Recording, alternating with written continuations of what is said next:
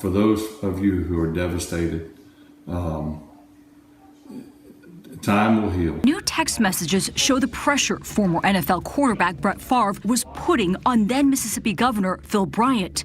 Favre requested money for an indoor football practice facility. Things will get better.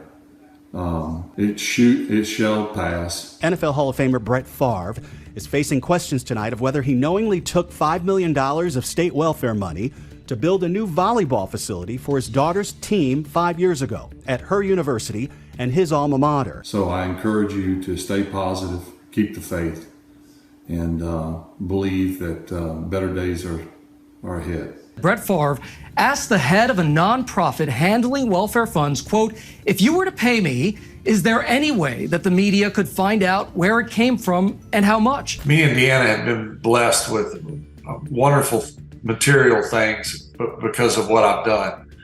But we tried to stay extremely grounded. Suit was brought by the Mississippi Department of Human Services in May in an attempt to recover millions in misspent money. Favre also seemingly pushed to build an indoor practice facility to lure recruits like Deion Sanders' son Shador, and for funding for a pharmaceutical company he is an investor in. When it comes to Brett Favre, So how should the leagues support and promote an anti-racism position without becoming political and alienating fans? Thank you. a confidant of the former president, Favre's also an outspoken conservative, an ally of former President Donald Trump. There they are on the golf course together. Thumbs up. Now, Favre is currently embroiled in a controversy involving the use of federal welfare funds set aside for the state of Mississippi's most vulnerable residents, which were reportedly diverted to Favre and others. he has followed the textbook of Trump and Vince McMahon, sue for defamation. Thus, he's gone after Shannon Sharp. I had some good news today. The United States District Court of Southern District of Mississippi dismissed Brett Favre's lawsuit, defamation lawsuit against me today. The court found that my speech was First Amendment protected. Yes, sir. Only for that case to be dismissed. Then he also went after Pat McAfee. But it does seem as if the people that were giving the money were potentially doing something a little bit shady, because I guess there was other deals happening with cousins of said person that was making deal Brother-in-law. and brother-in-law. Yep. And after watching McMillions, it feels as if I'm a little bit more woke to these types of situations on how the kickbacks work and stuff like that. This is just the tip of the iceberg. And sued him as well. As I confirmed in my court papers, and I repeat here, my statements expressed in comedic style were based solely on public information and allegations. I am pleased to report that based solely on me again clarifying these points now, with no settlement paid, Brett is withdrawing his suit against me. Only for it to be the same result. I guarantee you the jury in Mississippi will make certain he learns how to apologize. It's going to cost Pat McAfee millions of dollars. And if it bankrupts him, then he will have learned his lesson about you don't try to promote yourself by inappropriately and improperly attacking somebody else. He's gonna learn a lesson the hard way.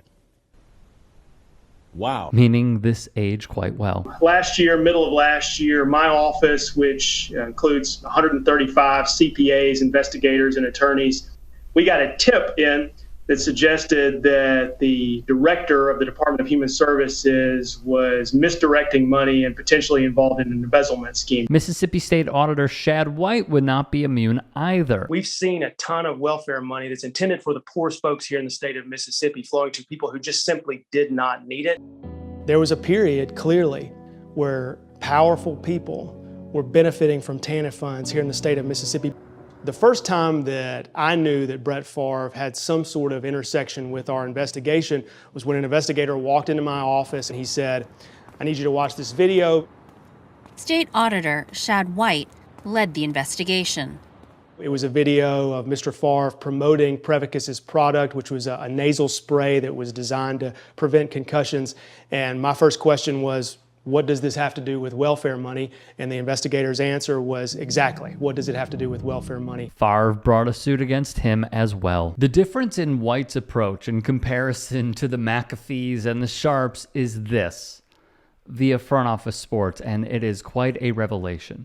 White filed a countersuit in Hinds County Circuit Court against Brett Favre, seeking nearly $729,000, which includes $437,000 in principal and $292,790 in unpaid interest related to the $1.1 million in welfare funds Favre received.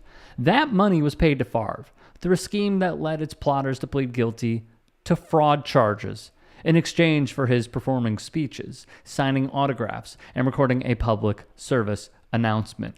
In a press release, and he also met the media, but in the press release, let's focus on this. White would say the following: Mississippi's constitution and laws require that the state auditor act to protect the taxpayers and fully collect all public funds, which Mr. Favre received from Nancy New and John Davis. Mr. Favre's meritless defamation suit provides the opportunity for the recovery of the principal and interest, which Mr. Favre failed to repay. Some of the best work that we have seen done are from two sources. Mississippi Today, specifically Anna Wolf, who has covered this story and broke this story, and Ashton Pittman of the Mississippi Free Press.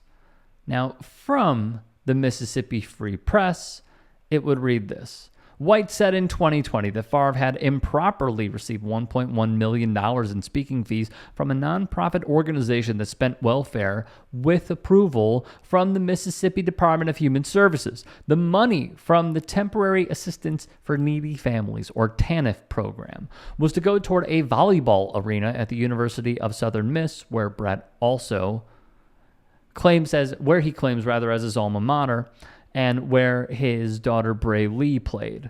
Favre agreed to lead fundraising efforts for the facility at the school where his daughter started playing.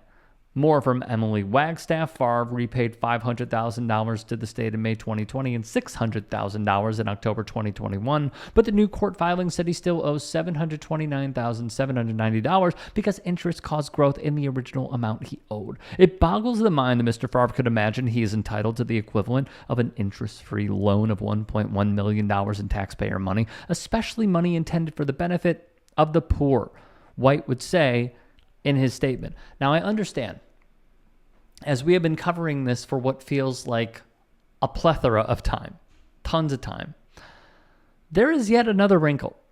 And I know it's hard to imagine how could another branch possibly grow from this tree, yet it has. And this is via Front Office Sports' AJ Perez. It is another part of this story that is very important to pay attention to because it involves lawyers and it involves politics, and how that intersection is quite difficult for some to navigate, or rather easy. So here is this from Perez. An outside law firm is handling the MDHS lawsuit, not the Mississippi Attorney General's office, which is led by Lynn Fitch. Fitch has been criticized for taking such a hands-off approach to the largest, I reiterate, largest public corruption scandal in the state's history. Beyond the AG's office not working the case, civil case, Fitch's lawyers have not filed a single criminal count against any of those involved, forcing county and federal authorities to fill the void.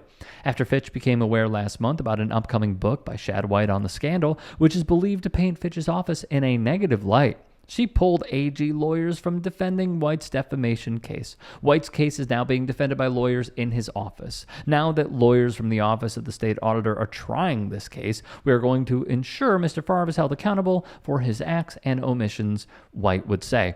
This is interesting because you have Auditor White, who we have to believe through his handling has tried to bring some semblance of justice to this case.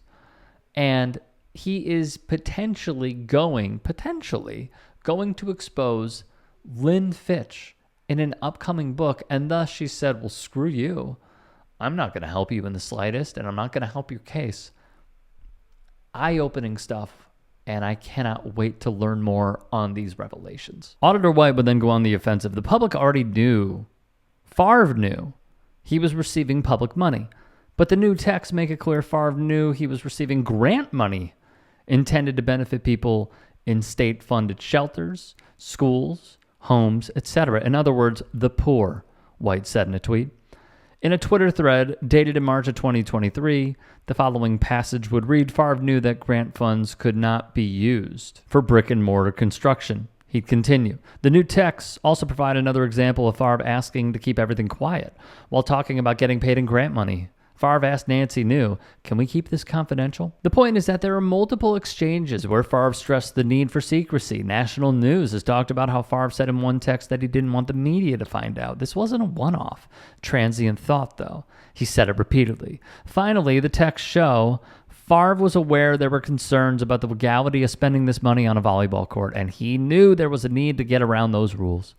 He'd been told the funds could not be spent on brick and mortar facilities like a volleyball court, and he asked New if washing grant money through Favre Enterprises would solve the brick and mortar issue. She said yes. Bear in mind, this is the guy suing me for defamation, for having the temerity to tell taxpayers the truth. That Favre knew he was being paid in public funds, and he knows this was a sham. White has said that from 2016 to 2019, the Mississippi Department of Human Services misspent more than $77 million in welfare money. Prosecutors have said the department gave money to nonprofit organizations that spent it on projects, such as a $5 million volleyball facility at the University of Southern Miss, a project for which Favre agreed to raise money. Everything Auditor White has said about this case is true, and is backed by years of audit work by the pros at the Office of the State Auditor, the auditor would say. It's mind-boggling that Mr. Favre wants to have a trial about that question. Mr. Favre has called Auditor White and his team liars, despite repaying some of the money our office demanded from him. He's also claimed the auditors are liars despite clear documentary evidence showing he benefited from misspent funds. Instead of paying New York litigators to try this case, he'd be better off fully repaying the amount of welfare funds he owes the state. If there's any story that we missed or any story that you would like to submit, get at me. I will throw up the graphic here. Get at me on Twitter, on Instagram, on TikTok. Send me a message. Send me a DM. And again, there are only so many hours in a day. There could be stuff that we missed or even on the local level that you want us to cover. Get at us. Submit it to us. We'll take a look. Appreciate you watching. Have a good day.